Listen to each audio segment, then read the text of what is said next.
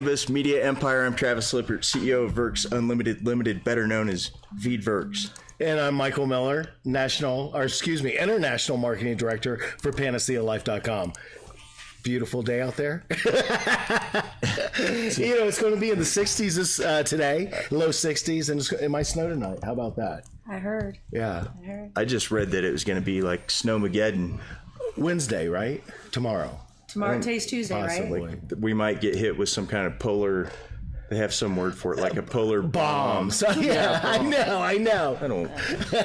Snow bomb. Oh, that's funny. Today, did we already say this? No. Today we're here with Patti Zanin. Hi, guys. Zanin or Zanin? It's Zanin. It looks like Zanin. Everybody wants to say Zanin. You hear that, guys? Don't mess it up. Zanin. Sounds better that way. Yeah, Zanin has a ring to it. Zanin, a ring. There you go. Yeah. We won't forget it again, will we? No, I talked to you on the phone a while back and said, "Hi, this is Patti Zanin." I said, "Oh, I've been saying your name wrong forever." We do that all the time. I know. Oops, our sorry. guests, it doesn't matter. Yeah. No, it's all about intention. You grew up in Michigan? Grew up in Michigan. Yep. And then what? Hills. Michigan, Florida. Family kind of just moved all over you guys. The fact that I'm even sitting here with you is nothing short of a miracle. I don't know how I got here, but it's a long path. Everybody said, "Patti, what do you do?" What did you do? So I guess I get to talk a little bit about that today and not answer my phone. Well, South Florida, that's my old stomping ground. I know too. I know that. Fort Lauderdale. See, my family, my dad, his father owned some hotels down in Fort Lauderdale back in the 60s, back when, well, you and I might be about your age, maybe a little older. No. Back when where the boys were days, and the hotels in Fort days. Lauderdale Beach was a totally different vibe. But now they've totally built it all back up. I mean, it looks a lot. Oh, it's beautiful. Totally different. But totally different. It was really nice growing up down there because it was a place for spring break, everything. Oh, yeah. It was just, oh my God, so much fun. You were Sunrise Key, weren't you? Sunrise Key. Were you at Sunrise? Was that Fort Lauderdale? No? Okay. I said the wrong one. Hey, Camino and Quentin and Jenny, thanks for tuning in, by the way. Jenny Gold. Hey, mention her GoFundMe. Is she still doing it? Yeah, Jenny, will you post your GoFundMe, please?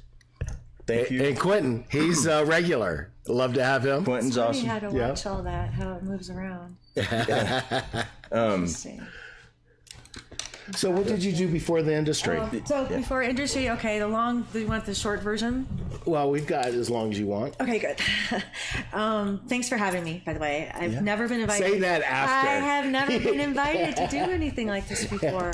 So, married, young, wife, children, room mother, chaperone field trips most of my life. Nice. Loved being married. I just married some real, I can swear, right?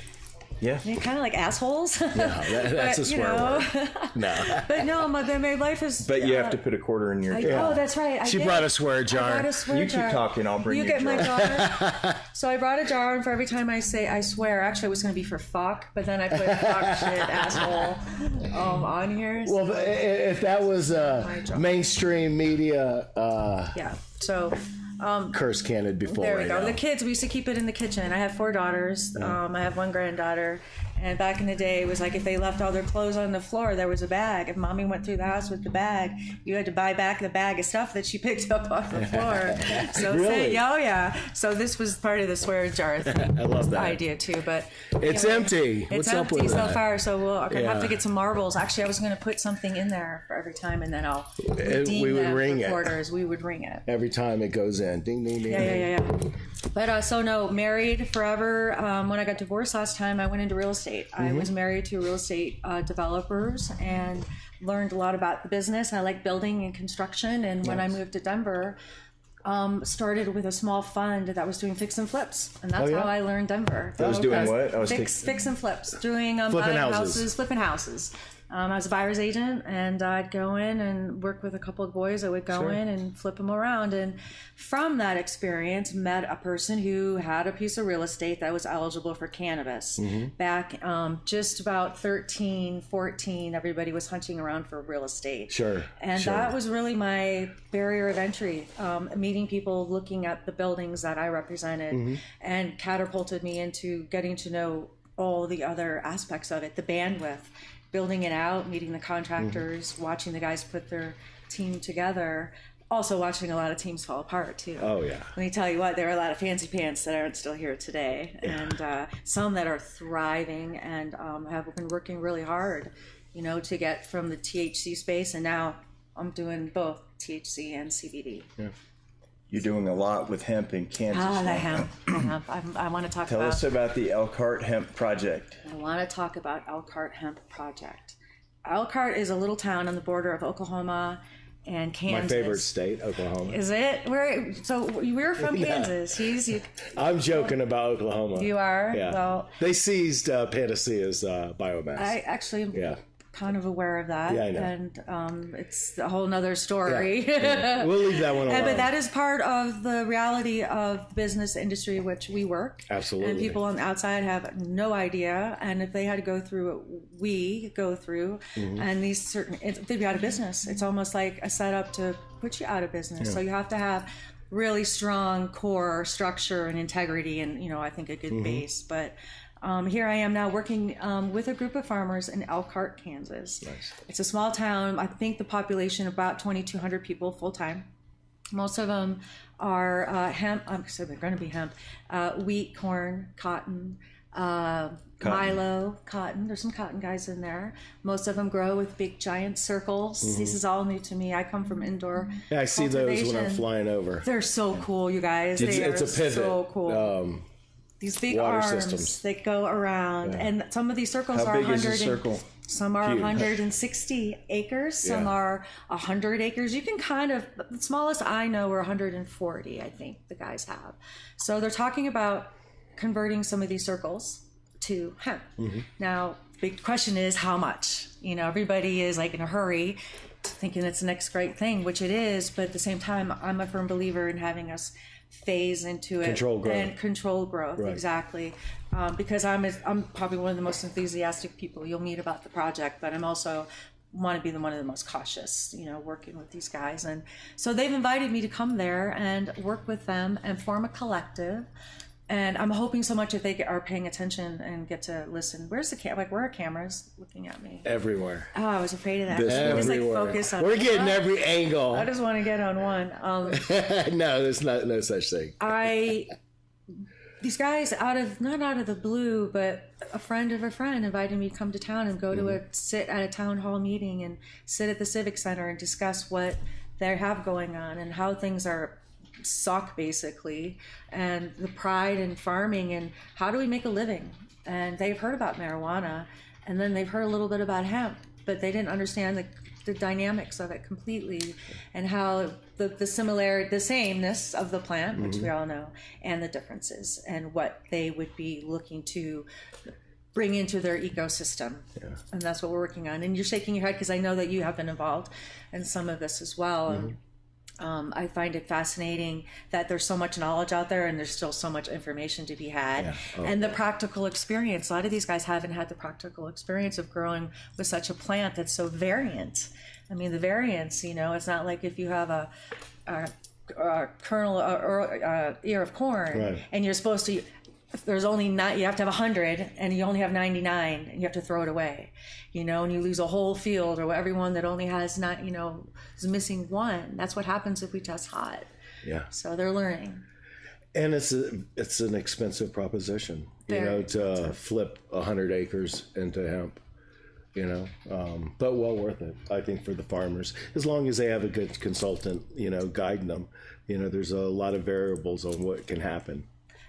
I think, and they're learning that, and that's why, again, we're back to Kansas a little bit in this town. These gentlemen and farmers and ladies and women and the whole group, they're very experienced farmers. But again, learning about starting from a clone versus a seed is a whole nother concept for them too. And how are they going to plant? How are they going to harvest? What kind of equipment do they currently have in place that will be work and be we can MacGyver and make work, for a new crop? Or do we invest in a new machinery that some people have been investing in and look like they're having some success with? At the same time, there's a lot of MacGyver. Every farmer is a MacGyver, right? And they all have their own. By nature, you can help it. That's what you do. Yeah. That's why they're so perfect for this as well. That's why the veterans I work with, I love working with veterans. They're so solution oriented. They have they're logistical planners, and the way that they map stuff out is been super beneficial in helping me work on this project as well.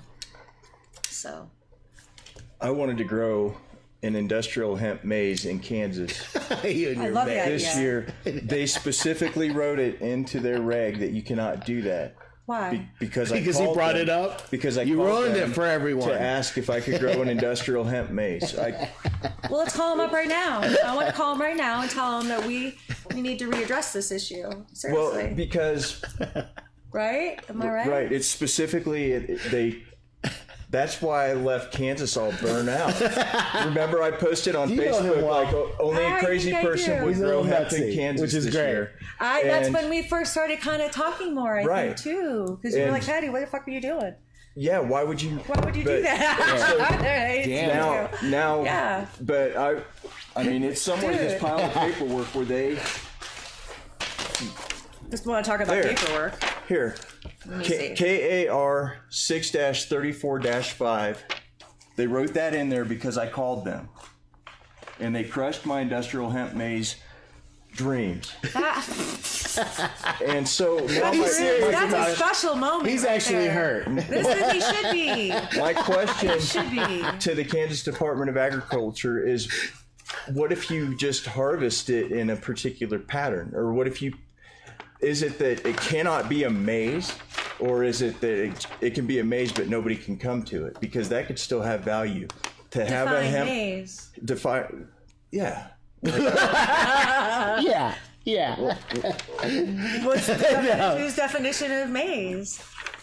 I rest my case. If you were to, are you going to with the farmers in Elkhart? Are they going to grow from clones or seeds or both? Well, okay. So to your point, your question, we were first thought we had to do seeds. It was almost understood that it would be seed only, and the state came out with a ridiculous list of seeds that just made no sense. I have nothing to do with that. I came in after all of this has been going on, and full disclaimer, I'm the most non-political person on the planet, pretty much. I have very little experience in lobbying and people. I guess I am an activist, even though I don't know I am. Sure, we all are. But with that said, hooking up with people that have been taking a more active role, I've been learning about this back of the house stuff: seeds, clones, who approves them, who certifies them. They ask for a list of seeds that be certified, but it's not even possible. The Association for Official Certification for Seeds, they don't even do that. So they do include clones. We are going to be doing clones. Nice. And based on the amount of what I believe to be inconsistent supply of quality seeds, that I would gamble my new farmers' experiences on. I would rather set them up with clones. Absolutely. Talked about we're going to put up some greenhouses. We have plenty of indoor structures. They have more metal buildings, more empty warehouses of things that could be filled and retrofitted with very simply, for either drying and curing, indoor propagation, bringing things to flower, etc. But then again, we want to phase in. And we will. We're just going to start popping some seeds, learn a little bit about them. That's me. My phone is just blowing up. But take them through the phases of it, but put a clone in the ground, a rooted seedling in the ground. Outside? Outside is the goal. And hopefully, I'd say 25 acres per farm would be a very reasonable amount for these guys to take a bite at the apple. Sure. That's a lot of acres. A lot of people don't realize that. A lot of acres. And we started with one. My very first experience is we did 4,000 plants, but we did 1,000 per acre. Right. So, I mean, and very underplanted, but it gave us, we didn't know how, nobody really knew how they were, number one, going to plant it, number two, how they were going to harvest. It was beginners 101, you know? And, but from that, you learn that first things, one of the best things I learned, a farmer who I trust more, Aaron Rydell with Salt Creek Farm, Hemp, he and Margaret said, Patty, one of the first questions I ask is, what kind of tractor do you have? You know, what kind of equipment do you have currently that you're going to use? So when I get ready to prepare, you know, again, how are we planting? How are you harvesting? Along with the other long list of questions. How are you watering? How are you watering? Again, are you going to be fluffing it? Do you have a cover crop? What kind of remediation needs to be done? Learning about that as well. Because again, I come from indoor cultivation, marijuana. I don't claim to be a grower. I know how to build out a grow and how to build a business and make it successful. From doing that, I get to meet some of the best of the best. And what I am told and I learn, that indoor environment is such, you know, you're the master controller. You're not the master gardener. I mean, you're the master controller almost, I say. Outdoors, you have, you know, God, your higher power. You have all these other things that can come into it that I'm learning about. Grasshoppers are mothers, I guess, you know. You know, we talk about barriers, you know, our friends, you know, too, the biodiversity and those, you know, our friendly insects I'm learning about. And, Ladybugs. Ladybugs. They're one of the best. Oh, I want to have them everywhere. And bees. Yeah. I want to know how we can have bees. I don't understand about that propellant. So I'm like, talk. Yeah, watch out. He's going to explode. Look at him. Is it not true that in Kansas you can't grow a cover crop in hemp? I'm not aware of such a thing at all. I'm not aware of such a thing. If anybody knows, I'd like to know the answer to that immediately. I'm going to text Aaron and ask him right now. Okay. I'm going to text him. Am I allowed to do that while I'm doing It's your show. It's my show. It's your show. Because this is a Patty Zanin show. It kind of rings. Aaron. I wanted to plant this field in Kansas with a crop duster. Just because, right? Just because. And then cut that into 10 trillion seeds an acre. Into a hemp maze. The hemp maze, right? The largest in the world. Both. So I can't imagine. You know, now that we've missed the deadline. Yes, you have. But there'll be amendments. Have you missed the deadline for planting a cover crop? Because we could take the crop duster and plant a whole bunch of clover seed as a cover crop. I like the idea. That would help the bees a lot. Yeah. But my understanding was that they wouldn't, and it was one of these ridiculous things. Why can't you grow a cover crop? That would make no sense. I'm going to find out from farmer Because that Aaron. would be a beautiful way to re-bee the Midwest. It would be. You should have that beautiful girl in that poster flying the plane. Absolutely. The hot chick. I love her. Absolutely. Amelia. I want her. I want to be her for Halloween, maybe. I want to be the hot chick flying over the plane. Amelia? What's crazy is that woman came out of... Amelia Marijuana. That woman came out of the brain, purely out of the brain. You have a great imagination. No, is one of my partners who does a lot of our art, most of our art. Wow. But he just imagined that. That's what it impresses me about that. He just thought her up. Where's our logo you're working on? We're it's in development. So we're gonna do a mainstream cannabis media logo. Yeah. And it's going to be different than the one that you have now. We don't have a logo. We don't have a logo. We need bumper music. We need bumper music. Yeah, we need a logo. I need that. Yeah. We're about to. We are already getting serious. I guess what we can do is go back and put that stuff in if we have to. Well, we can patch in now to Purple Haze Radio. So that'll be nice. He's got over 1 million followers. Outstanding. So back to Kansas. Yes. So I'm hoping to get back down there next week. We're trying to make finalized our collective that we have organized. But what I really wanted to talk about was how, like, watching this farm town come together and work together. And it's a very, very conservative part of the country. The plains were a new territory for me, and how isolated they are from everything. And, you know, I've been kind of joking about my takeaways from being down there and, you know, waving, the 2-finger wave when you go by, you wave, you know, I wear my hat and wave. And it took them a while to wave to me. Now they wave to me. just the whole culture and everything it grounds me. And you realize that's the heart of America. I realize now that a lot of what I eat is probably grown from where I just drove through. I never gave conscious to that or thought to that. And I don't know, I just grew up, I ate what people gave me and what was put on the table and was expected of me. Now that I know what goes into it, and these guys are busting their asses and haven't been making any money, and now have an opportunity to make a decent living and share in the food dollar is how I see it, you know, and have these kids, this one event that I went to in Kansas, I don't think you were able to attend. No. That Christy did. I met families with kids who were away at school, getting ready to graduate university, and degrees in agriculture, botany, horticulture, whatever, chemistry, looking for a reason to come back to Elkhart or any of the surrounding towns in those areas. And some of them are doing their homework, and they're like, parents, let's talk hemp. Sure. First, parents are thinking, oh, you mean marijuana? No, I mean hemp. So now they're coming around and thinking about it. And a lot of the parents, of course, they know what weed is, but that wasn't ever part of the plan. Sure. You know, so to see that, and then also the pride and people just hungry for information. Information about something that's actually going to make them money, and also about all the false information. You know, we're going to make $1 million here, we're going to make $1 million there. Blah, blah, There's blah. no false information Blah, out there. blah, blah, blah, Would you mind telling us then, like, okay, I'll be I have 40 acres and it's under a pivot. No, I have 160 acres under a pivot. Yeah, a lot. What are you growing there right now? I'm growing Milo, which is like sorghum, but I guess you just feed it to cows primarily. And there's lots of those out there too. And I have I plant winter wheat and I plant corn. Okay. That's my main things that I do. Okay. And sometimes, I don't do soybeans. Yeah. But so and we're just barely making it.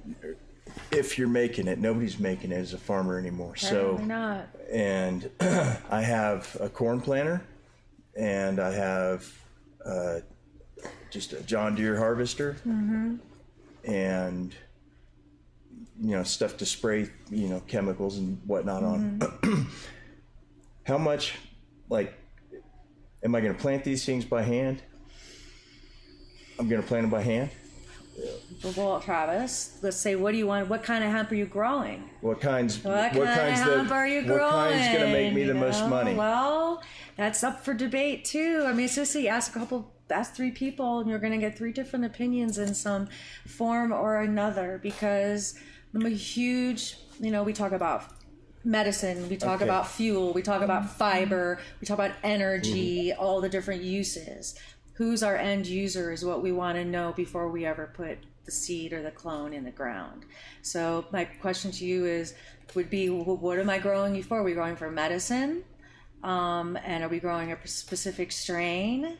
And again, are we going to use labor? I mean, we're talking manual labor versus automation. How about fiber? Fiber is new. Now, one of the things that I'm glad you brought that up, and maybe you can help me with this too, Michael. I know nothing about it. Okay, because I'm learning, because I would say 50% of the farmers are interested in asking questions about CBD, which is the buzzword. When we talk about hemp, they think of, and medicine, they think of CBD. Sure.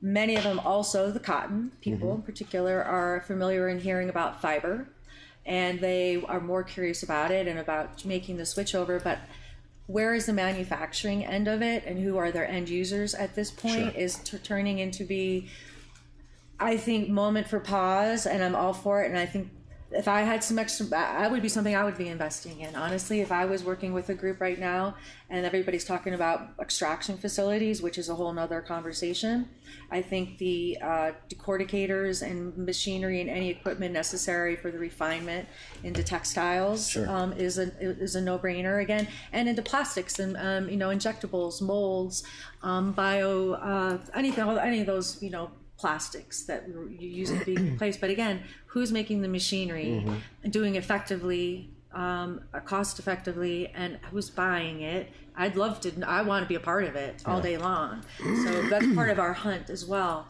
But it doesn't mean we're not going to start start with it, because there are small people doing it on a smaller scale, but as far as the large scale is what I guess we're getting at. Right. I mean, because these guys are used to me, and 1,000 acres to these farmers is nothing. Right. 1,000 acres to a guy who's been growing marijuana is a lot. Yeah, that's just ridiculous. Think about amount. it. It's a ridiculous. I don't care how good of a grower you are and how big of a scale, and and even an indoor, like what's a state of outdoor, and that's what a lot of this is going to be, outdoor. And another part of the conversation has been cross contamination. Sure. Yeah.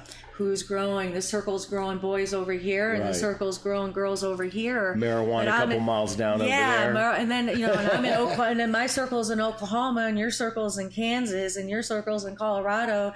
But we're all still contiguous and kind of potentially married. Right. So how do we potentially talk about that? I was trying to figure out like a regions or like odd farms, even farms, growing cycles, rotating. Again, that's why I like the idea of a collective.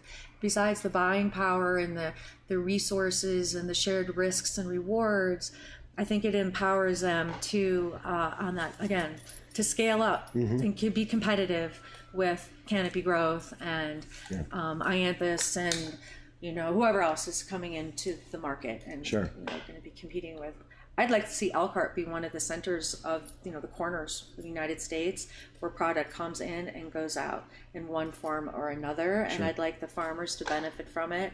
We're planning on bringing hopefully another 100 new jobs to the community, hoping to fill 100 new apartments or houses, hoping to open up a restaurant, hopefully a retail location, showcasing the product of the region, and also inviting others to participate.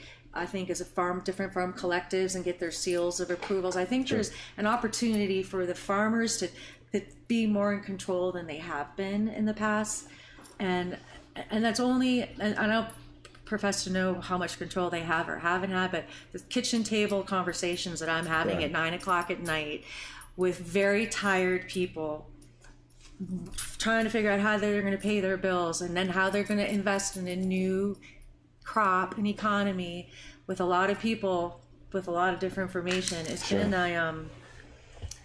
been the best part and the most challenging part of this whole journey. It's just beginning. How are they doing? So the startup costs, let's say. This guy rambled off on you're that. recommending, or you said about 25 is it decent? I think 25, and so let's go back to that. So we were thinking about clones, between 2,500 clones per acre is kind of, and giving us some attrition rate, giving it, I don't know, I want to say 10% here or there. Again, how they travel. 2,200 clones per acre? What we were thinking about doing is sending some mothers. 4 foot spacing? Approximately, again, depending on how they're going to harvest it too. These are general numbers, and everything. My plot plans have not been committed to yet, and that's what we're working on this week. Everybody's waiting for their licenses. Everybody's waiting. This week we should know, end of Friday will be 2 weeks that we submitted, right? So we're waiting on that. Then we'll confirm the plot plans. We're confirming the placement of greenhouses. Some guys are going to do small ones. One wants to do a 10,000 square foot one and start getting stuff ordered.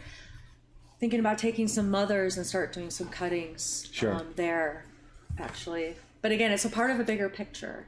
And again, forming the collective will help each of them, again, with that, the strength in numbers philosophy is where I'm going at. And having the end user, the whole goal is that I have all of this sold before they grow it.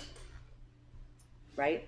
So hopefully that's the plan. Hopefully that's the plan. Things happen. That's for sure. Michael, things happen in about 30 seconds. It could happen again. Yes. It's so crazy. Yeah, it's crazy. So crazy. It's a moving target, this industry. It's a moving target, but the best part is the farming part. I want to have a farm.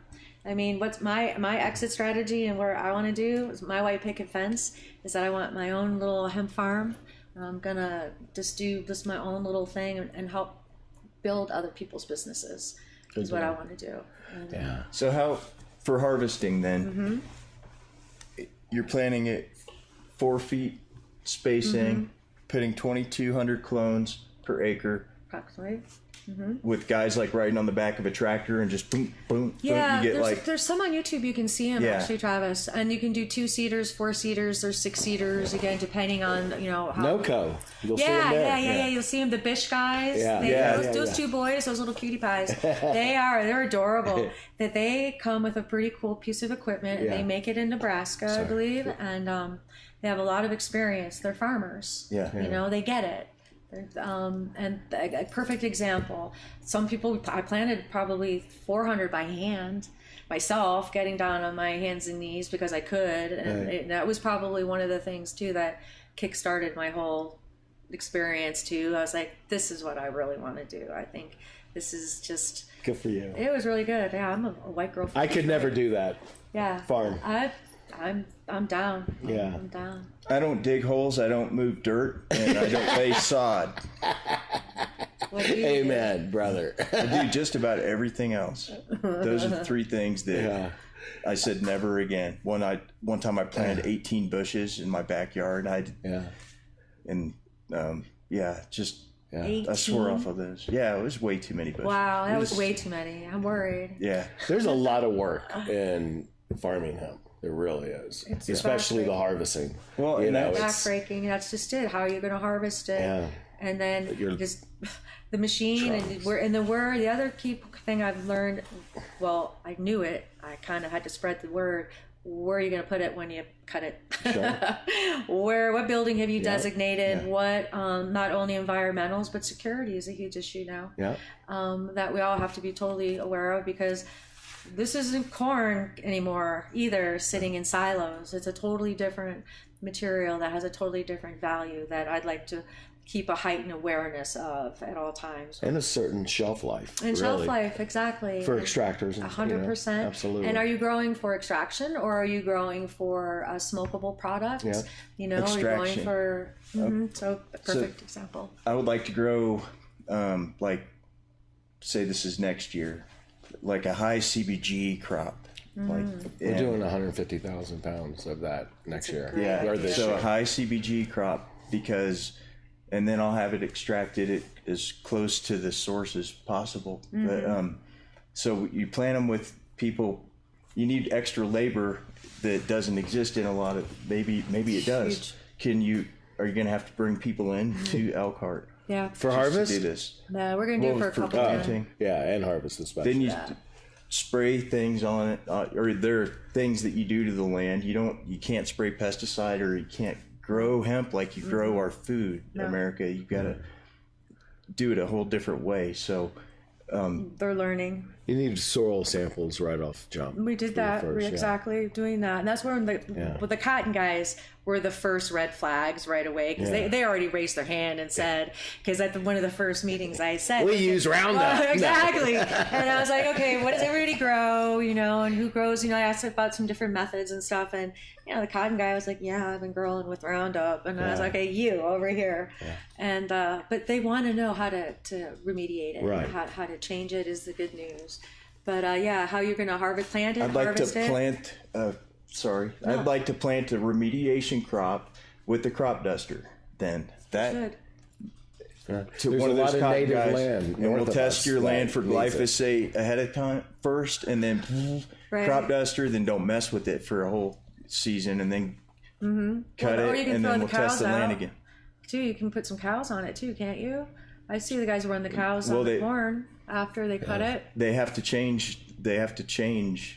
That's the next thing they need to be able. Sorry to interrupt you, but that's the next thing. They need to be able to feed the cattle and the hogs. Yes. The hemp. Yeah. But they're going to have to change laws in Kansas at least, and I think at the federal level. I don't think hemp and animal food is something that is a thing. No, it's not a thumb myself at all. Which is a shame. I know a lot of people working on that. But there, crop duster, remediation. Gonna get in that place. I've heard about this damn crop duster forever. But back on the serious business now. I've got 25 acres. I was serious irrigated. The whole time. Yeah, I'm. But for this year, I'm just gonna sit back and watch this comedy show going for the Elkhart project. Yeah. So you don't take a whole bunch of passes over your land with equipment, but you do have to make sure that you've killed all of the males with vengeance. right? You got, and what if you miss one? You know, that's just it. It's a really, it's a very, I'm not ready to tackle it yet. I'm ready to learn more about that. We're sticking to the CBD, and again, I'm getting them in the field as clones, I think is what we're going to do. And then, like we talking about extract, and then a lot of it I believe will be grown for extraction, but a lot of it I do have buyers that want smokable, and they want the full flower for full spectrum. They're not going to isolate. You know, they want full spectrum. They want, and then again, depending on, you know, everybody's got their own product lines and philosophies and what they're making, and I respect everybody's, you know, way they do it, but that's why there's something for everybody. You know, that's the good news. You're going to have consumers that are looking for different things than others and have different bullet points and high point importance, right?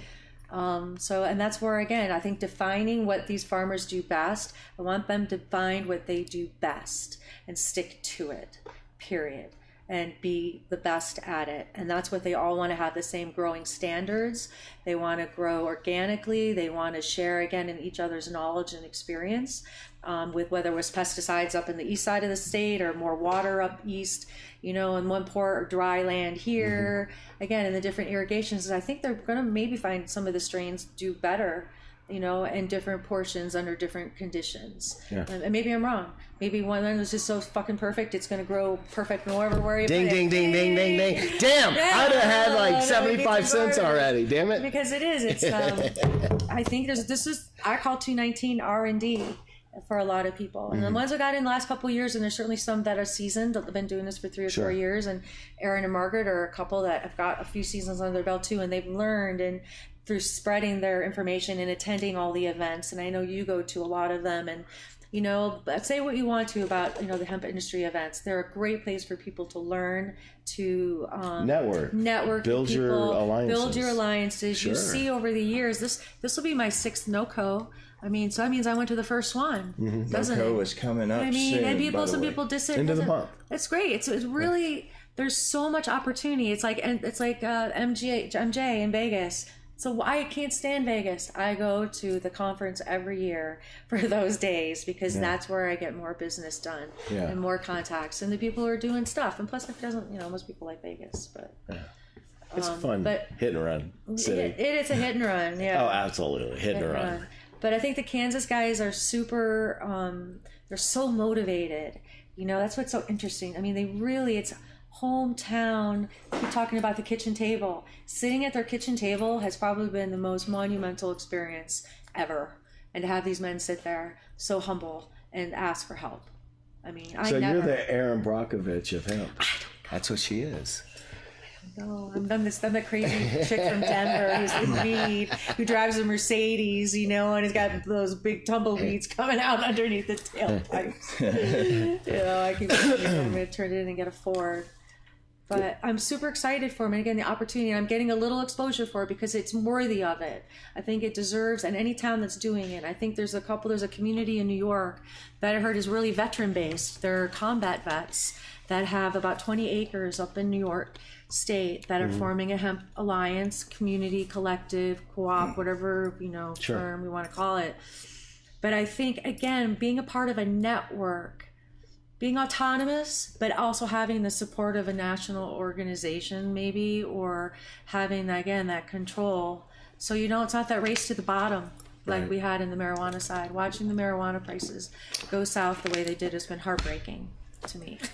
And because mostly for my clients and, you know, their investors. And that, and, you know, like Oregon, they just, you know, I was sitting watching that thinking, wow, that's too many licenses. Yeah. You know, we have Florida, which is a cartel state. Yeah. You know, you don't have enough. Just the wealthy get to run Florida.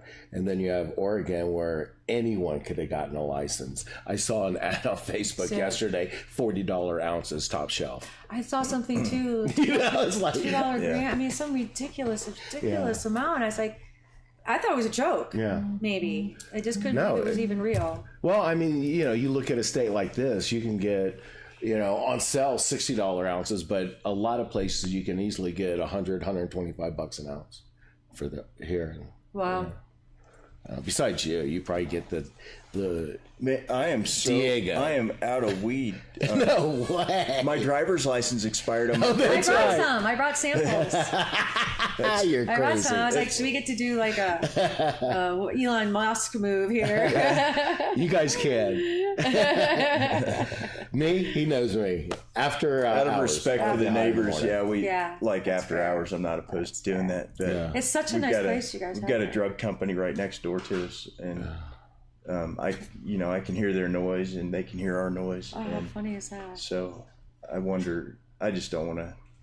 Yeah. I don't. Oh, it's It's just tough. out of consideration for them. You know, Well, smoke is Panacea. smoke. Well, Smoke is- Panacea. When we forget smoke, just the smell. Panacea. You wouldn't believe. There's a healthcare company on the other side of the wall, and when you walk into Panacea, it smells like marijuana.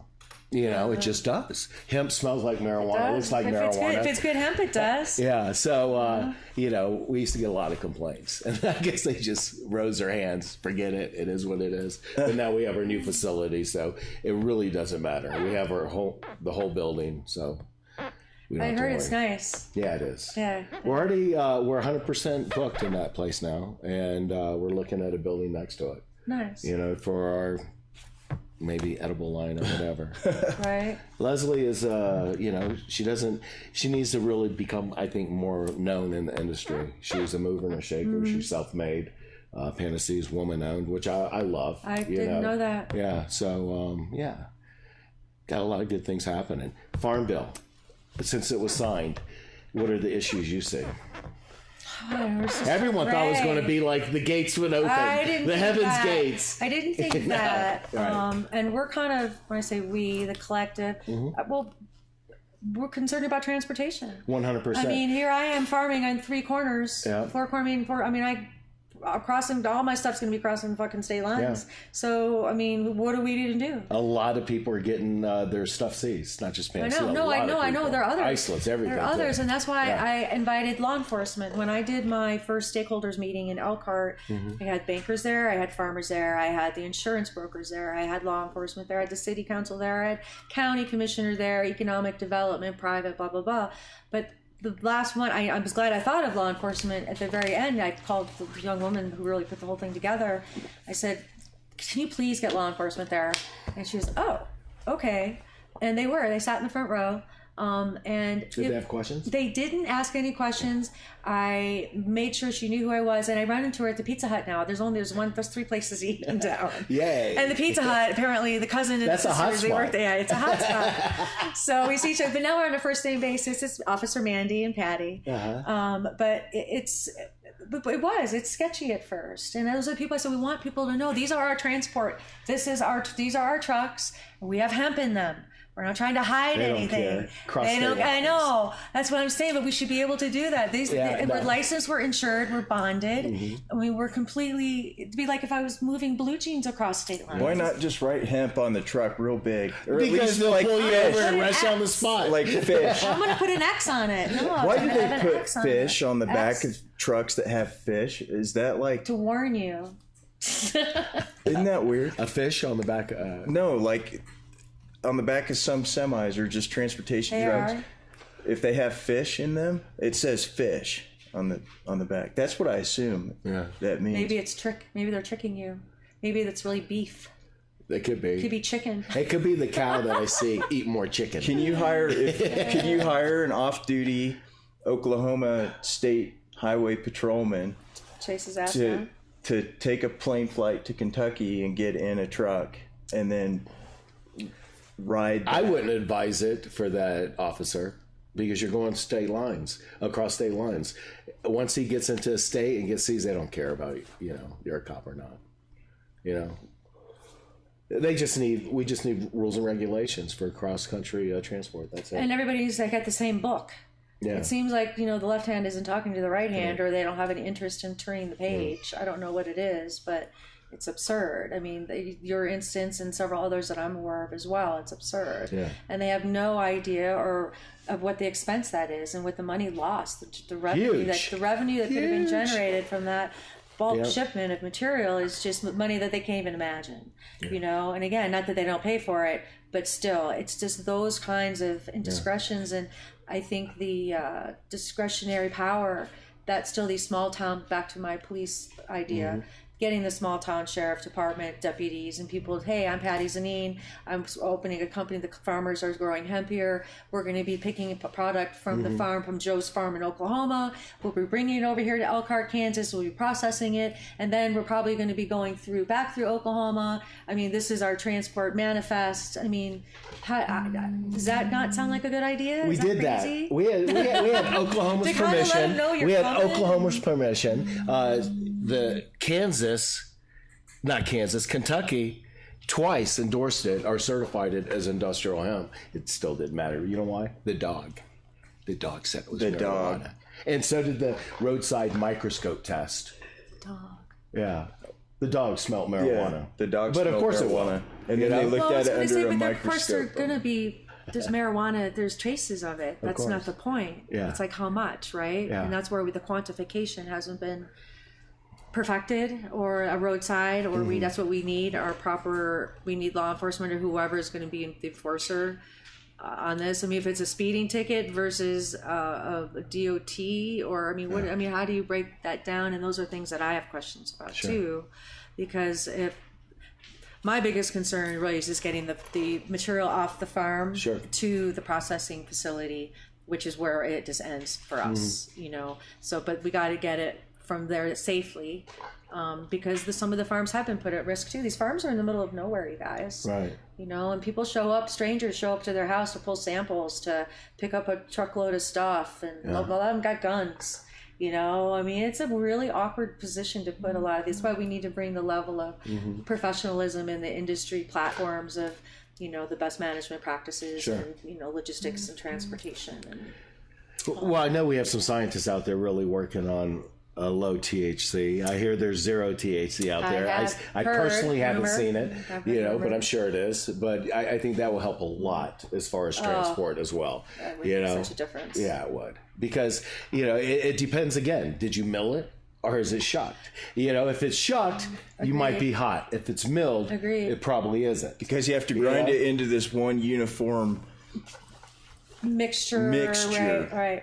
Because if it's not uniform, then they can find little pockets that happen to be higher in THC, but it's by dry weight. It's 0.3% delta 9 tetrahydrocannabinol on a dry weight basis. And so, what is that dry weight? You have to combine it and obfuscate the matter until it's this uniform mixture that's less than 0.3%.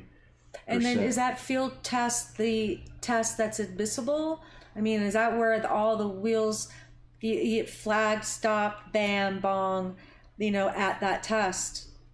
Giving that person that much power at that very offset, I just don't know anybody. I just think that's a huge position to be in. It's a big problem. It really is. You're growing, the state comes in, and it depends. In the morning it was fine. 4 o'clock that afternoon it spiked a little hot. You could lose your whole crop. I say, what time of day? Yeah. I don't know. I mean, there's just too many variables. That's why growing it, too, with these farmers. I want to grow I got 1,000 acres. I want to grow 100. I want to grow 500. Like, let's start with one, because, again, until you really get dialed in and understand the variance, it's not corn. It's not wheat. It's not Milo. It's nothing like anything anybody has done before. I'm telling you that. What are the water requirements for it in my pivot? Do you know? That's a question for the farmers, and we've been talking about that again, because part of the expense too are those pivots are the motors that are on there. And actually, there was a guy that approached me about putting some solar panels on those, which sounded like a super cool idea too, to run those motors. A lot of sun out there. A lot of sun out there, and depending on your spacing and what are you growing? Tall and skinny, short and fat, the spacing and the rowing. Some guys, they do the raised beds. That's what's going to be interesting too. I think the data collection is going to be priceless for this year. hopefully everybody will participate and just be painstaking about it, because that data not only help them for their future crops, but I think for all of us as a whole to feed the data, all of us that are part of research programs, or even if you're not part of a research program, because again, what were the best results and the yields, and which ones do we know we never want to do again? It's not always what we want to do, it's what we know we don't want to do, what we know didn't work. And I think if Farmer 1 tells Farmer 2 and Region Blue and Region Orange realize the synergistic, similarities and all of that, which is still, way over Patty's head. But I think that's the way that I'm asking my farmers to prepare without overwhelming them. Right. Because inventory management systems is forming new LLCs, getting a new lawyer that understands cannabis, quite honestly, a tax accountant. How is that going to look compared to what your cost of goods have been and what you could write off on your corn or your wheat and your milo or your pork and your bellies or whatever. And I think a lot of them, I said, you guys, do you have a business plan? When we put this collective together, there were deer in the headlights. Some of them. Business plan. I got 100 acres and I plant seeds. That's right. And, and with all due respect. And I said, that's awesome. Now we just have to reduce it to something, because now you're going to have people waving contracts in front of your face that are going to make you quite a bit, potentially, can make you quite a bit of money, and hope, and with good people, just like if you're contracted with Publix grocery stores right now, I'm going to try to find you something like that, but in the hemp world. But to get to that point, these contracts aren't going to look like anything like your corn or your wheat, and if you test hot, and what your exit strategies are and what your remedies are. So again, those are the conversations we have to have at the kitchen table, and then we reduce it, then we go to the boardroom table, or we go to the company table, and we put it in as a group effort. How, again, it's a learning experience for all of them. Absolutely. And without scaring them either, Michael. It's so, I know I'm just overwhelming enough as it is, let alone with me with a room full of farmers. And I'm like, it's going to be okay, but. Just keep it manageable the first year. Yeah, that's what I'm saying. The guy that wants to do 1,000 acres now, he does 10, 25, whatever. Because just to get the nuances of the plant and how to grow it. And the second year is where they start stepping it up. I think they will. And some will excel for sure. Yeah. And some will, again, maybe it's not for everybody. No. It's like the marijuana business. Everybody, I want to get in the marijuana business. And I say, I'm sure you do. You and a million other people. Yeah. It's not for everybody. No, definitely not. And again, I don't discriminate. I think you work hard, and, you just have to have tough skin and a high tolerance for pain, and, some working capital, and again, persistency, and entrepreneur, right? Yeah. I mean, that's why we're all here. Yeah. I was thinking that. I mean, I was a wife and a mother, again, chaperoning field trips.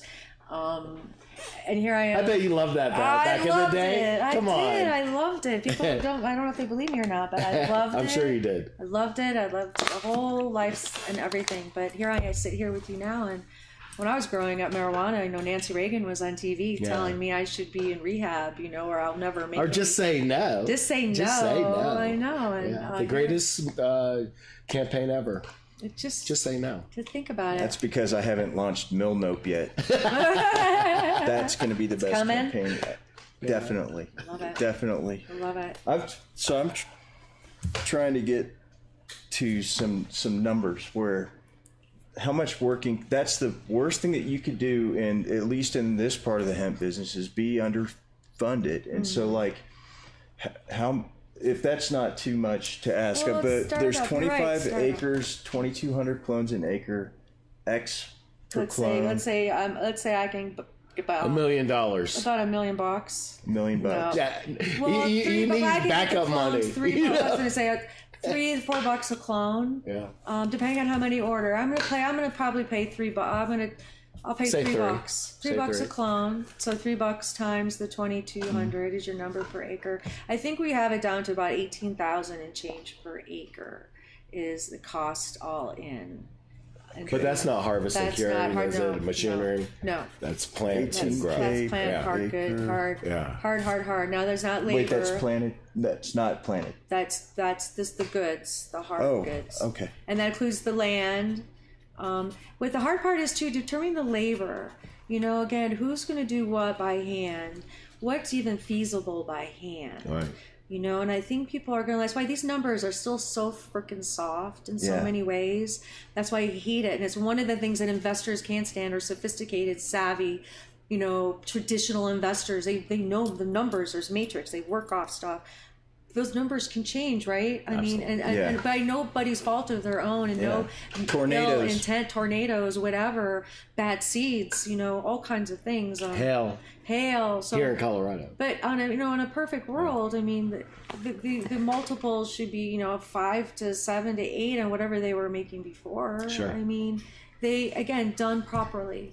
But it's the startup capital, what you started to lead up to. So there's one idea is, maybe you have a little nest egg and you're going to invest in yourself, or you have some partners that invest and you buy those clones and put them in the ground in your land. Or there's people out there that will supply the clones to you and do a buyback from you at a base percentage point. Let's say I'll offer you $4.50 per percent, and I get to buy back everything that you have at that price at harvest. And that's what a lot of these farmers are doing. That way they don't have to come out of pocket right away. There's also an opportunity to do a split 50-50. There's farms and buyers interested in doing JVs. There's farmers interested in just leasing out their land completely. There are farmers that just want to sell. That's happening more and more now. A lot of them just want to sell it now too. But they really, or keep an operating agreement of some kind. Sure. To keep the family involved and create that revenue, obviously, and then take a percentage. And there's incentives. There's win-win for everybody. The shared risk, shared reward, I think, is a super good model. And again, if the farmers want to stay in the game, if they do have kids or family members that are interested, otherwise, I see them as potentials for roll-ups. I think what they do is they start creating some revenue, and depending on what they see, again, this is going to never leave the family, or this is where it leaves the family. Maybe. I don't know. I mean, these are the conversations we have at the dinner table. Yeah. Because they don't know what they want to do. They're trying to decide, do I move back from Denver or from Philadelphia, leave my job at, Teletech, and, I'm going to come back to the farm and make a go of this or not. It's a big, big leap of faith for some of them. Yeah. And they've been thinking about it for a while, and only recently, though, more serious than ever, but then under deadlines that were unrealistic. With Kansas, they had like 2 weeks when once they put it out on the website for them to get in their research information, the list get everybody the list was just fingerprinted. I had to be fingerprinted. I'm on 8 different licenses in Kansas, and I had to be fingerprinted for each one. And it's like $49, and then if you want to go back until they make it for amendments, that's retarded. It's another $750 or something to go back and say, okay, Travis is going to work with me on my project now too. What?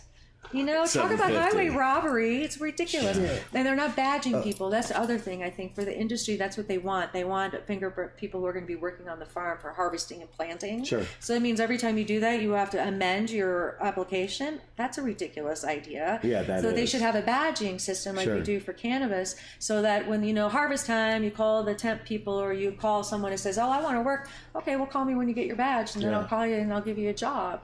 Those are the kinds of things too, and I think the picks and shovels that I'm pointing out to some of the people too. You don't necessarily need to touch the plant here in hemp, just like weed. You can be in the temp service. You could be in, again, the True Value guy is raising his hand. I can order you guys whatever you want right here in the lumber yard. And so the economy that's going to build, again, and we're going to be needing to hire more people. We'll bring some from all over with the intention of training local tradesmen. But hopefully the people that we have to go work there are going to like it. And they're saying, you know what, this is kind of a nice place to live, and they're doing something here, and we're going to have a baby, or Kansas. It's Kansas. I don't know. It's Kansas. Not. It is. It's a very. It's America's Central Park. Is that what people from Kansas tell everyone? Is that what you tell them? I know. I would prefer Central Park. No. I should probably work for I love it. It's windy as fuck, though. It's windy. I mean, it's like they have these 50-mile-an-hour winds. That was one thing we were talking about, putting greenhouses up, like nailing those suckers down. I mean, and really having good, solid foundations and footprints. And there's a lot of metal roofs. The snow that's supposed to hit here tonight, tomorrow. Yeah.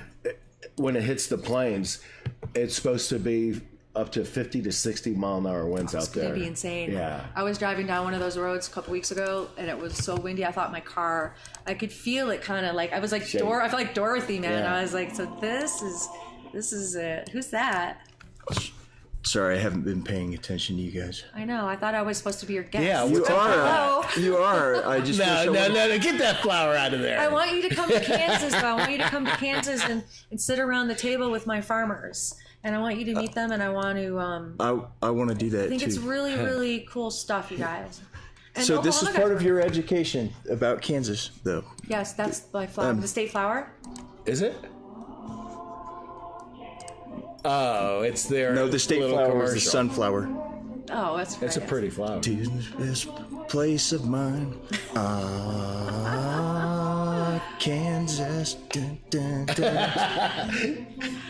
You should have brought your guitar out. Oh, I saw them hanging on the wall, too. I didn't know that he was... He's a player, That's yeah. what he said. Well, he They'll didn't show say he you was a it. player, but... Yeah. Oh, that's a cool picture. Go back. Can you go back? That's a cool ass picture. Kansas. With it looks like almost looks like Right yeah. there. It's like a big V. I thought it was flat there. I think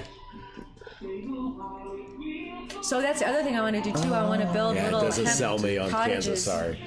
I want to build some little hemp, like tiny homes for housing too, for some of the employees, because we are going to need people. And we're going to need places for them to live. I'm sorry, I'm interrupting your Kansas. No, ad. I'm sorry, Will you that- send that to me? I want Yeah, to I show will it to my totally. guys. Send that to me. I don't understand. They used to play this in Kansas all of the time. It was like they were running ads for us to not leave Kansas. It's not like you see ads for like Michigan advertises to other states. Pure Michigan. But I mean, the only place I ever saw these ads was in Kansas. It was like, please stay, and that's kind of that's from a long time ago. That's all. We need a new one, Travis. Yeah. We need a new one. You need to create your new one. Grow hemp here. Travis can do it. You can piece one together. The TV show, when I'm sitting there dying or having breakfast in the morning because the place I've been staying doesn't have a kitchen, the ads are like they have the whose funeral it is today, the ads for the Correctional Institute, how many jobs are available. Then I can get the price per on the wheat and corn and all of the commodities. Sure. And then there's the quilting people. There's like world class quilting Olympians that live in Elkhart. There are women that meet every Tuesday, and it's called the Every Tuesday group. And they're my new best friends, and they invited me to be part every Tuesday. So we should do an every Tuesday table talk meeting with them. And they really at first didn't know what to make of me. Now they're kind of like, what do you think about this? It's a little bottle of CBD oil that they bought off Amazon, and I was like, give me that. Let me see that, and it's like basically the not the CBD oil that they think that it is. Right. And the other one's telling me about how she's going to the dispensary over in Oklahoma to get her meds, and the other one's like, just like this, doesn't want anybody to know that they're even talking about it. Yeah. But they're That's all cute. It's cute, it's sweet, it's loving, it's kind, and they're all the wives of the men that sat in that room with me, a month ago, saying, "What do we do to turn our farms around?" That's what it's just. It was such a humbling experience to have people come to you and ask for help like that. And again, there must be one of many. And I drive through probably a half a dozen other towns like theirs that you maybe didn't get to hang on as long. They're just graveyards now. And some of them I think unfortunately probably needed to die a slow death. Unfortunately, these other ones, like Elkhart, they deserve to live, is what I'm totally convinced, and totally based on the resources that they have put together as a collective. Without the collective, they wouldn't be able to do what they were doing, and that's not about Patti. I mean, their collective was there. Patti's helping them put the collective together. They were the collective before they knew what they were. Sure, is what I'm finding. So. Now my job is to help them develop themselves so that then they're self-sustaining. Sustainability is my ultimate goal, sustainability, that they can maintain this and so that I can maintain it and be a part of it. And then my granddaughter, this would be part of her food supply. Her food chain should all be hemp-based, hopefully by the time she's having children, is what I'm hoping. Is that crazy? All her corn mazes should be hemp mazes. They'll be all fucking hemp mazes. Ding, ding, ding, ding, ding, ding, ding, ding. I was Damn! Bester Planet I was good hemp today. maze. That was good. I was good today. So then you plant these plants, and they each yield, say, a half a pound a plant. At minimum, I mean, that's our goal. You know, I'd love to. My So goal would be you a get- pound. I want a pound and a half you get eventually. But this year, I don't know what my expectations are. What do 1100. you think, Michael? I mean, See that the I had a good, hardest thing. strong genetic. It's the which is hardest good. thing's the first year. You know, I just did. When did I get it in the your goal- ground? So let's say a pound 1100. of plant. Say, you think a pound of plant Sure. at I'd 4 like- foot spacing? Yeah. Like that would be a beautiful. I think that would be a beautiful thing. Okay, so you I'm just get being 2,200 pounds per acre, and each pound yields what's a realistic outdoor Kansas CBD percentage that, like, from real 10's seeds that they're easy, gonna be able- $40 a pound. 10, yeah. 10, Let's just keep it Yeah, easy. yeah. 10% CBD, Yeah. $40 Okay. a pound. which means it's worth $40 a pound. $40 Give a or pound? take. So instead of $4 a bushel, or what do they get for corn? Yeah. So I say, so there's your, your X right there on what they're making. But again, the cost in too. That's the other thing we're trying to figure out. Again, the startup versus what they've been ready for. I mean, their startup this first year, this first go around is different than their startup from years past. Sure. Yeah. So that's another numbers and things. That's why these variables, and people much smarter than me. I'm not the numbers person, but the people smarter than me would tell you again. They're still wrestling with those numbers. How many ears of corn on a stalk? Kansas. 3. Is there? Really? On average? I don't. Did you make that up? Can we Google that? I want to know. Do we have a research Well, assistant? actually, it depends. I'm What, sure did there's you an just see average. that TV? I just saw a TV show be that was average. talking, like, there are different types of Sure. corn. Of course Yeah. there is. Of course there is. but like Of course sweet there corn. is. Like grade 1, grade 2. Yeah. Grade, like Olathe corn from Olathe, which is a beautiful little town in Olathe, too. They have Olathe Colorado? corn. Yeah, Olathe, Colorado. There's an Olathe, Kansas too. Oh, yeah, somebody did tell me that. Yeah, actually. it's And on there's the a eastern Miami, part Kansas? of America's Central Park. Central Park, yeah.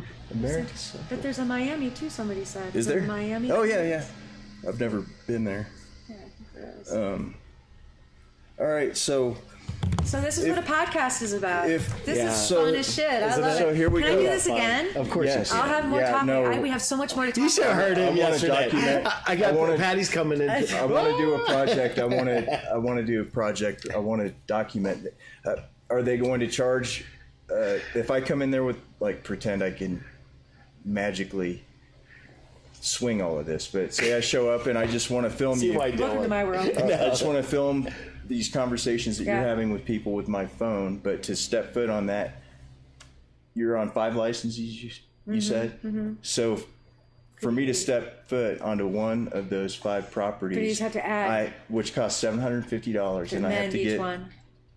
For And so now, I but could- we're yeah, that could change. But I they've think gotta that's do gonna- something about That's that. why I don't want to. Especially during harvest. What if I just away. crop dust Exactly. it? Thank you. Yeah. What if I don't step foot and I'm just planting There. the seeds from a? Do I have?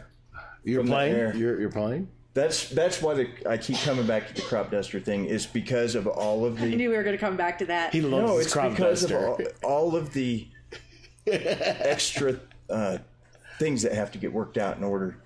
Agreed. It is something that helps you ask questions of authority that people are. Like, now it's not a crop duster, but say, did you get a Spaceship? Did you have to put a repair person for the pivot head That's on the true. license? That's true. If that, you said it's a motorized. That's true. If I got to thing. send someone in, that'd be like if I had a HVAC guy has to come and fix my HVAC. Does that mean I have to fingerprint him? And that's why they should Yeah, all have that- badges. Or the other thing about the plane, the funny thing is that these farmers all have planes. Not all of them, but a lot of them have planes, but they don't have licenses. they say, I said, if I had a helicopter, this would be like easier. And they said, we got planes. And I said, well, that'll work. Should have been the farmer. You'd have had your crop duster a So, long but time now ago. I'm thinking I want to brand one. I'm going to pick one of my favorite ones, and I'm going to brand that sucker. The Kansas Elkhart Hemp Collective. That's what it's going to be. I love it. All right? I want to put it on a race car. Let's do it. And you know what one of my partners is? He has a suite on turn 2 at Indy and has for years. We need to talk about that. There- Oh my God. that's a great NASCAR. idea. NASCAR's coming to Kansas City, I think in May. I want to go. I've never Well, been. I've only went to the Indy. I went to the I Indy want to put once. Elkhart Hemp Project on a car Let's do that. Be- I have another guy because coming. that's the fight that I've been waiting to fight. This Really? Yeah. Oh, let's do it together. Yeah. He will. I'm And in. film it. He will. Oh, That's what I'm I'm saying. in. I told This is you the perfect. I want to film what you're doing in. I want it to be documented. Somebody do this. It should be. But yeah, particular things is the comeback story with NASCAR, and look how much has changed in 2 years. Like 2 years ago, you wouldn't.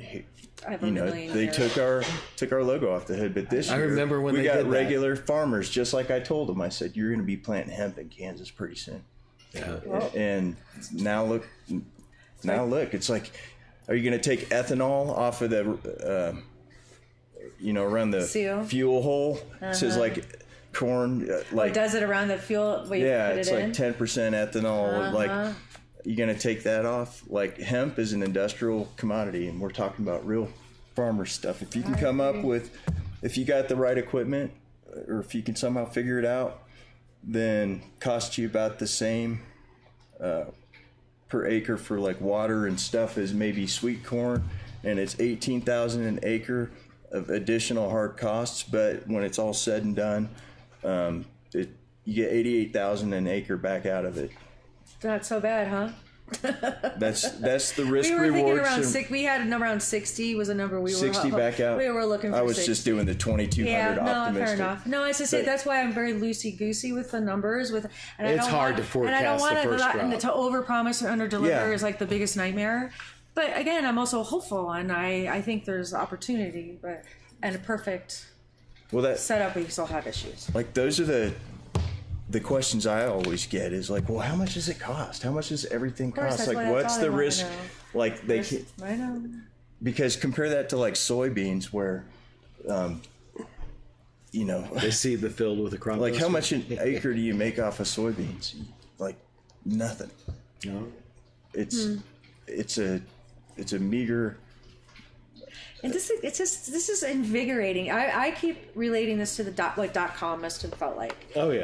I don't know a lot about the .com era, but I know people that made I went through a it. load of fucking money then, and I see that again. To me, it's not all about the money. Yes, I want to make money. Sure. Most importantly, I am seeing for my own two eyes what a difference that this plant is making, all across the board. And again, I a very sheltered life. I grew up just kind of keeping my head down and be told what to do, believe it or not. And now I'm just the opposite. It's like I'm going to decide how to do it, and Good for you. and this has made such an incredible difference. And this is it. I'm part of it. To be here and be part of this and watch your company grow too. And Michael, I met Michael a few years ago. Mm-hmm. I mean, again, kind of to see who's still here and traveling. And again, thriving and being, I think, influencers in a positive fashion as well, because I think there's a lot of bad actors and characters. Oh my God, as yes. well, Yes, there is. And we both have had our fair share of those. So it's really a privilege. I say a lot of people give me a hard time. Everybody should be able to do it. I said no. I think it's really a privilege. It's really a high standard industry, and people with high standards are welcome. Yeah, And, agree. And I encourage that, and I'll always help people build. You know what? If you don't know how to do it, I'm happy to help you. But otherwise, we have to do it the right way. Agree. It has to be done the right way. So, CBD Expo in Indiana. I'll be there Yeah. Thursday, Friday, Saturday. Nice. We didn't really touch on CBD, but one of these days it will be like this, and everything wrapped around the plant industrial hemp will be so much more. We started growing for something. You said CBG or what was it? CBG. This year CBG. in Oregon we're growing a minimum of 150,000 pounds of high CBG. Tests have come back somewhere between 10 and 14%. Wow. Really? Yeah. How about CBN? That's another hot topic. We will probably be working on some of that this year as well. We've got some mad scientists at Panacea, and we have a lot of great state-of-the-art equipment that we have, and that is being built, and that's already been delivered. We're gonna. So exciting. Yeah, it is. Really, when you break down different cannabinoids and really test them out for effect, it's some exciting times coming. You can't grow for CBN You can't, but just because The strain? CBN is an oxidative byproduct of THC. Just wait. One day, You never know. So I Yeah, think that's my what we're theory, saying. my theory though is that no, I understand. You maybe could get to it from a different way, but like right now, like that was somebody said that at the Kansas Hemp Because I Expo, think and I I- almost wanted to raise my hand and just Okay. say just Well, it might have been me. just to be no, it wasn't you. Okay. But I just wanted to say that like right now you can't. That's why it's it's not going to be a expensive. high CBN crop because at Product. first it's Doesn't- THC, which for it to be hemp right now has got to be 0.3%. So that's always going to be the rarest, Right. you know, That's why it's so legal expensive. cannabis. Yeah. Well, that's just it in the volume because I've just dealt in it smidgenly in the last couple of years, and it's been a very challenging Sure. product to try to do a transaction on. A company that I've been representing is making a CBD CBN tincture that they're using as a sleep aid, Sure. and finding a reliable quality source for CBN has been more than challenging. And the economics are ridiculous. But that's an example too to me of some of the other minors and things that people, if they started specializing in, I don't know if that's equipment or strains. If it's like you just pointed out to me, Patty, it's not so much the strain as it's as a result of a chemistry effect. It's at the lab end. Right. So again, what are we growing? You know, certainly some strains they say do have higher CBG. CBG would be amazing because then, like, if you had like when these big pharmaceutical companies come in and are making very just precise things, like if you grow a bunch of CBG, then they could go into their labs and use like CBDA synthase, Right. and make lab-made CBD, or just call your own shot.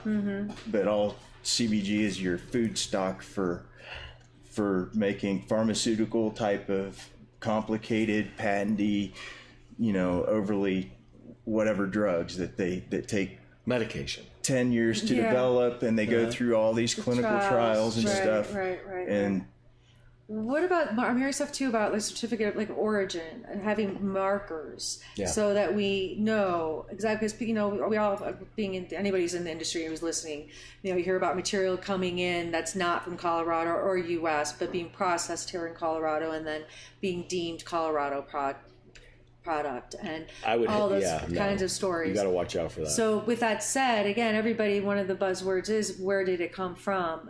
Nobody wants European now. I don't know, regardless of your opinion on it. My buyers don't want it from Germany. They don't want it from China. Mine want Colorado. They not even want North American. I mean, there's very specific buyers is what I'm finding. And I have another buyers is just, where is it? Does it meet my criteria? Is it testing? And then heavy metals is super important now. Full panels, where before nobody was doing full panels. So those are other things too that also add to the bottlenecking potentially of the supply chain as well. I mean, we have the bottleneck at the processing, I think, and at the testing, either private, third party, and by the regulatory agencies. So again, all of these different moving targets that are playing into our business plan that nobody, how do you put a number on that? What's that worth? Waiting, what's it worth waiting for these licenses? Those guys in Michigan are sucking wind. Some of them been building out and spending fucking $10 million on shit, and they still don't have a license. Sorry, guys. And it's not anybody personal. I mean, it's like lots of them up there. And then add into it some other shenanigans. Just like Florida, and everybody's got their hand out. It's really dicey. People, I'm writing my book. I've got a book, but your name, I'm not going to change your name, so your names are staying the same. We better watch out. Some of the other guys, I already promised I'd change the name. I want to be. But they're going to know who they are. You're AKA Crop Duster. I've heard your Crop Duster. I've got a couple of double-page spreads in that book. Dude, you better. With photos. You better. I totally want you in there. Doing the... Yeah, there are a couple just pictures that I would like to have taken this year. Maybe that's a good way to put it. There's just a couple of things that I could just see in my head that are just so beautiful. Like racing, I think it was Chris Trad that was talking about this visual, but like racing a storm, planting hemp from a crop duster as these cumulus clouds, and just getting, and then the shot where the victorious, look at that NASCAR, told you, like, and all of the rallying that's gonna, That could be the hood, the plane with her pressing the magic button with the seeds coming out of the tail. Yeah. Oh my God, I love Don't it. feed his damn imagination, please. Dude, we are I gotta live we with are them perfect every for each fucking. other. There's my word. Every All right. fucking Tuesday All morning. right. This is the Tuesday fuck show, the fucking Tuesday show. We're gonna raise a lot of money on this show, though, Julie. I'm gonna raise some money for. I don't know. God, it's funny. Shenanigans. Shenanigans. Worthwhile shenanigans. Yeah, that's right. That would be a good name for a company. Worthwhile shenanigans. I like that idea. Well, and I like the other one we were talking about was how about full transparency hemp, because everything is so cloudy and it's something that should be so clean and it shouldn't be so complicated. This whole business of doing business is just absurd, and running around getting samples and all that. That's why I want to create a one-stop shopping, and that's what I'm going to do with a real location. And then hopefully take it, to different I think being part of the farms, having an exchange where people go to accredited material that is purchased by accredited buyers. Everybody knows you're part of the membership plan. If you want to be a part of it, you don't have to send people. You send one person. You send, you send your assistant to go make the purchase order. You wire the money. I mean, this is all nonsense. It should be that easy. It's just, it's the most retarded thing I've ever seen in my life. I've been in business all my life. To buy something and sell something, I've never seen more stupid people in my whole life. I'm telling you, it's crazy. I'm the smartest one in the room. I'm like, you guys, seriously, you took a company public and you can't figure out how to get samples and buy 100,000 pounds of biomass? Please. It's retarded. I mean, right, you're looking at me, Julie, right? I mean, seriously, dude. I mean, I'm like, we did not. I mean, it's just frightening to me. Yeah, it and then is. the guys who try to, mix up a load or, none of that should be happening. It should be, Patty, I need 1 million pounds of this. It needs to test at that. I need da-da-da. Okay, where do I deliver it? You wire the money, do-do-do. All the paperwork's all in. It's complete. It's full. There's none of these shenanigans. And with all due respect, the brokers, bye-bye. Yeah. You should have one broker on each side is always good. The broker you need a broker. A broker has a job, but you don't need 5 brokers. You don't need the 5 brokers and their brother and their sisters and their husband's cousin all taking money out of the farmer's pocket. It pisses me off. I'm over it. And out of the buyer's pocket. And out of the buyer's. I'm done. I'm done. No more bullshit. And as far as SOPs and making transactions, it's phone calls, guys. You have a lawyer, I have a lawyer, and then look at the money. Here's a plane ticket. Come to the lab. I'll show you what I got. You cash and carry, baby, and you're out of here. Why can't it be like that? It's going to be like that. It will. Cream will rise to the top, and it is. It is now. You've been doing it for a while. I've been doing it for a while, and I think, I know I'm pretty comfortable with most of the people I deal with. But there's always that new person that's like, damn, I don't know. Oh, I know. But it took how long it took us to get to where we're 2 at? years. Yeah, well, I've got 2 years. like 4 7 4 years, in marijuana. Well, 7 altogether, but on this side, 2 years. Yeah. Well, so you had to earn. I mean, as I said, everything I had to do on the marijuana side, even though I took a lot from marijuana to CBD, there's a lot of recreation in people too. And for good reason too. I mean, a lot of those marijuana people, I don't want them over here either, quite honestly. I mean, there's a lot of the guys who could make it on the THC side that are bringing some of those shenanigans and mentalities to the CBD side. And I think that's why the fiber and seed guys get annoyed and they think the CBD, we got the CBD people versus the hemp and, the fiber and seed guys, and they think that we get too much attention or whatever. The bottom line is there's enough for everybody. Do your job, right? do your job, do it right. I'll send you business, you send me business. I fuck up, I'll fix it, Ding, ding, ding, ding. Really, and I've had to fix a few things. It's painful.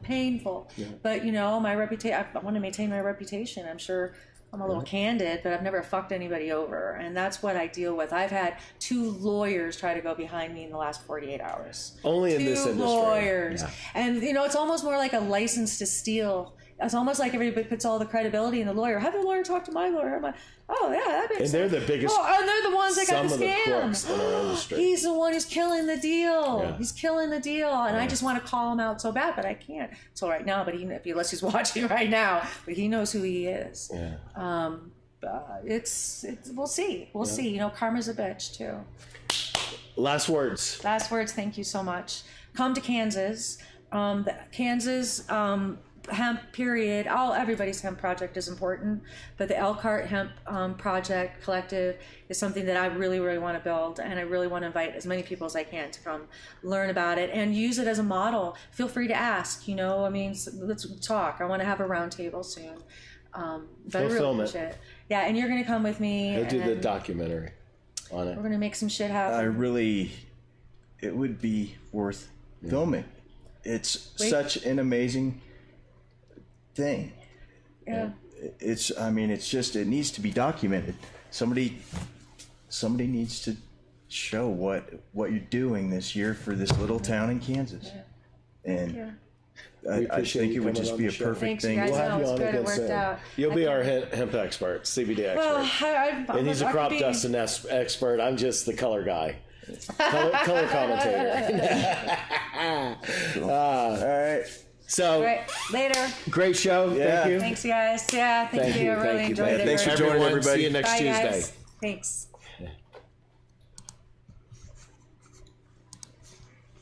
It's so weird watching the delayed cameras. I have to pee so bad.